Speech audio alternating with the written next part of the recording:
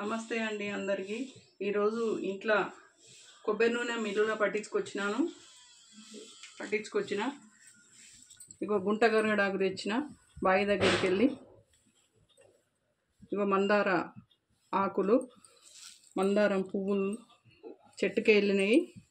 ఇగో కరివేపాకు కూడా, కలమంద కూడా, ఇవన్నీ కలిపి కొబ్బరి నూనెలో వేసుకొని మరగబెట్టుకోవాలి. స్టవ్ ముట్టిస్తున్నా.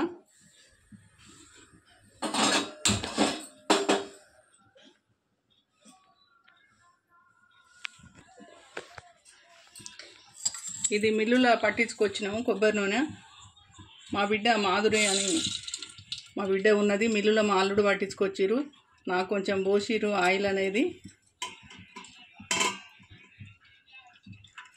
ఈ గుంట గరగడాకు, కలమంద, కరివేపాకు, మందార,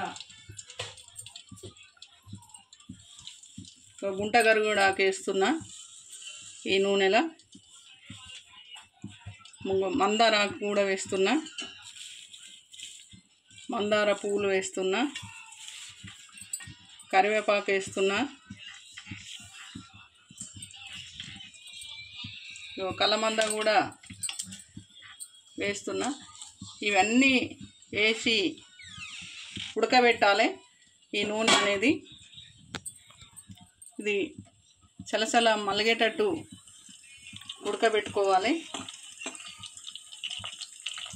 కాగుతుంది ఈ నూనె అనేది, కొబ్బరి నూనె. ఇట్లా అన్నీ ఈ ఆకులు వేసి, ఇప్పుడు చిన్న చిన్న పిల్లలకే తెల్ల వెంట్రుకలు గిట్ట వస్తున్నాయి. నెత్తి మొత్తం తెల్లగా అవుతుంది.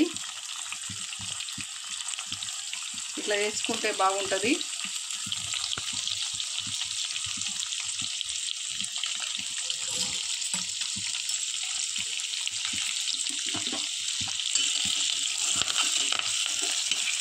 మరుగుతుంది, కాగుతుంది నూనె.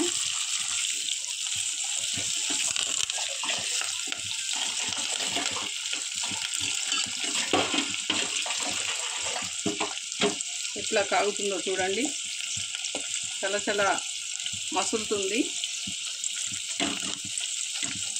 ఈ ఆకులది అన్నిటి రసం అనేది ఈ నూనెలకు ఇంకుతుంది. ఇట్లా కాగబెట్టుకోవాలి. ఇప్పుడు మార్కెట్లో దొరికే నూనెలు అన్నీ మంచిగా దొరుకుతలేవు.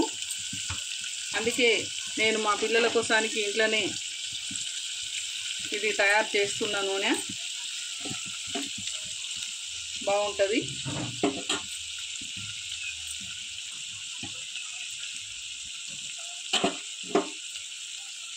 ఎట్లా మసులుతుందో చూడురి మీరే. ఇట్లా ఒక 10 నిమిషాల సేపు ఎక్కువ స్టవ్ తోటి, ఎక్కువ మంటతోటి కాగబెట్టుకోవాలి. కాగబెడుతున్నా. ఇట్లా ఒక 10 నిమిషాల సేపు ఉడకనిచ్చుకోవాలి ఈ నూనెని.